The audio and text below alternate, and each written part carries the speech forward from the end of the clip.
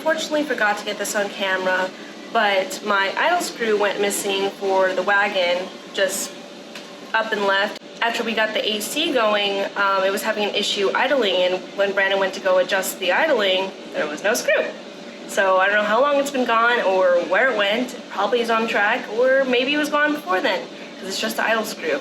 Right now it's idling about 700 to 800, and without that idle screw, with the proper throttle body gasket and the throttle body all nice and clean without any gunk, should be idling like at 3,000 or so RPM. So definitely gunky in there. So I ordered a new throttle body gasket. I'm also going to clean that out quite a bit and then put the new gasket on, as well as the new idle screw, and then she should be idling roughly around 1,000 to 1,500. Right now, the idling is not terrible, but sitting without an idle screw as well as without a condenser fan isn't very good. So I'd rather at least fix the idle first, and then we'll get the condenser fan eventually. So I've got to fix that. First step to get the throttle body off, get the air intake tube off, and then gotta get the throttle body, clean it off, and put the new gasket on. So hopefully she'll be idling where she should be, and maybe that'll help with the issue I've been having with the gas pedal, which we're getting stuck, and then just you have to basically push it past so it kind of doesn't pop, but unlike you start going. So this should hopefully help that.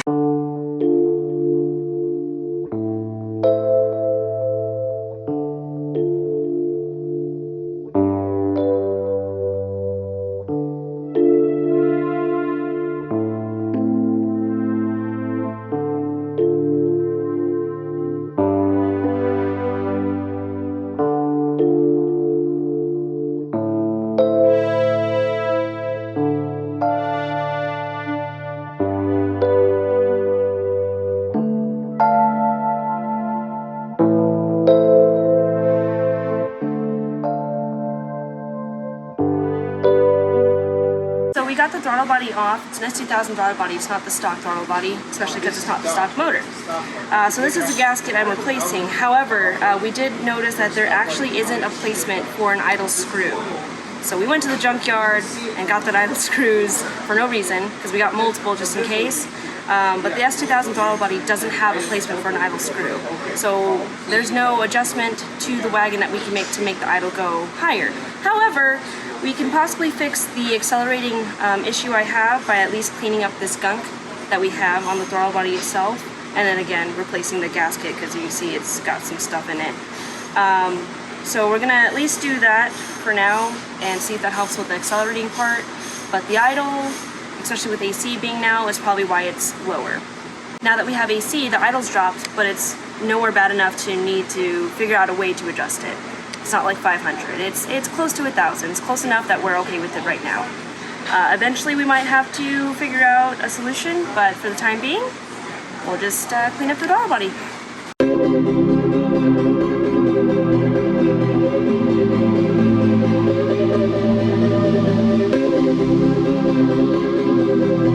It's all pretty now, or pretty enough for me. So gonna put the new gasket on and then reattach it to the intake manifold and then put the air intake tube on. So she won't idle better, but maybe she'll accelerate better.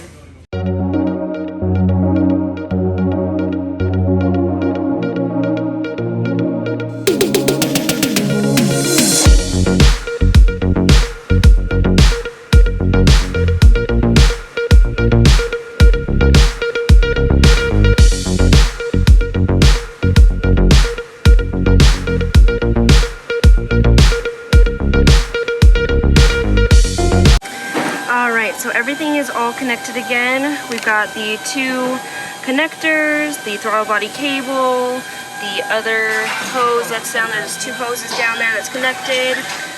So I'm going to start it up, take it for a test drive around the shop, because I'm going to see if it fixes that accelerating issue, as it won't fix the idling issue. But hopefully it just fixed that gas pedal problem I have.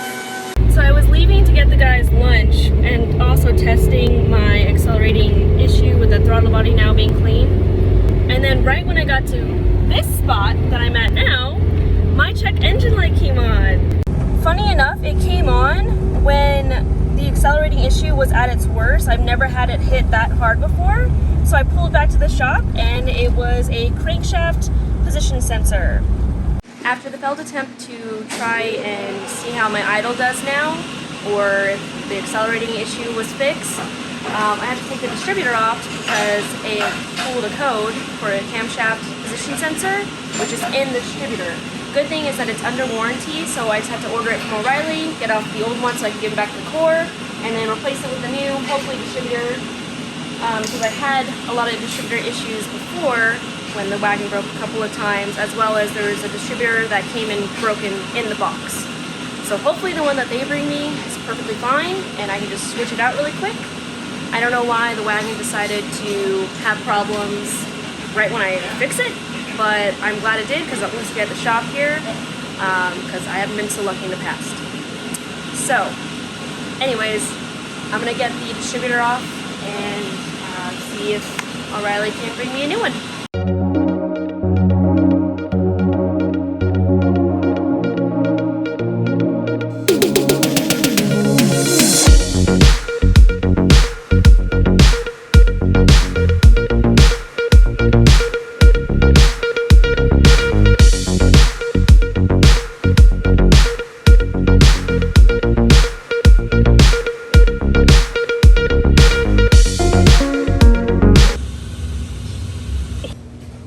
And now it's in.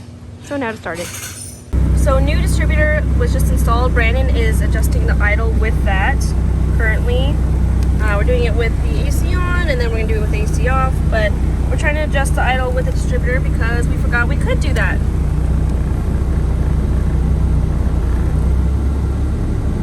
So he's raising it. About 1,000 to 1,500 is right where you want to be, not much more than that. It's that top left corner. Yeah. 9.5, yeah. Well, idle's much better now. Story time. So last night was kind of a handful. We had the idling issue with the Wagon that we didn't really know about until I drove it for the long period of time. She also overheated. She was at 215 degrees. We did have the AC full blast, so we shut that off, went with just the windows down, and she gradually went down the temp. So the check engine light obviously came on as soon as she went to 215 degrees. The coolant gauge didn't move because that doesn't move till about 250, I believe, or 230, somewhere in that zone. But she's at 185. We had Brandon fix the idling this morning, so she's not idling as low as possible. Now she's idling right around 1,000, which is right where you want her to be. Last night was terrible to drive. I also bottomed out on a massive speed bump behind the TMC urgent care that's out here, and we believe now that the muffler is ruined. So I need a new muffler, basically cut that out and weld another one back in. But going from replacing an idle screw, which I don't even have, to needing a new distributor because of a camshaft code, to the idling being messed up and basically not drivable, to overheating the Wagon, to fixing the idling issue. So that's fixed. However, the overheating issue is still a problem for long periods of time of driving with the AC full blast. I need that condenser fan to keep it cool in there, otherwise it's just going to overheat every time. So now the next fix is the condenser fan. So hopefully that doesn't cause a bunch of other problems to happen. But long story short, a lot happened in a small amount of time. That's why I had to fix the Wagon. That's what happened to the muffler. That's what happened to the idle. That's what happened to the overheating. So much happened in one night, but I think she's fixed now. So just need to get the condenser fan and go from there. However, I do have a surprise coming up in the next videos. I may put it on Patreon, so if you want to hear about that, become a patron. Patreon.com/MissVTech. But anyways, it's a good surprise, and I think you guys will be excited about it. And it's a new adventure, which is always fun. So yeah, thank you guys for watching. Sorry this one was a whole jumble of random stuff that happened, but I wanted to keep you guys updated on what's going on with the Wagon, so you guys can see why I try not to drive her as often unless I race her. So anyways, again, thanks for watching, and I will see you guys next time, maybe with that surprise.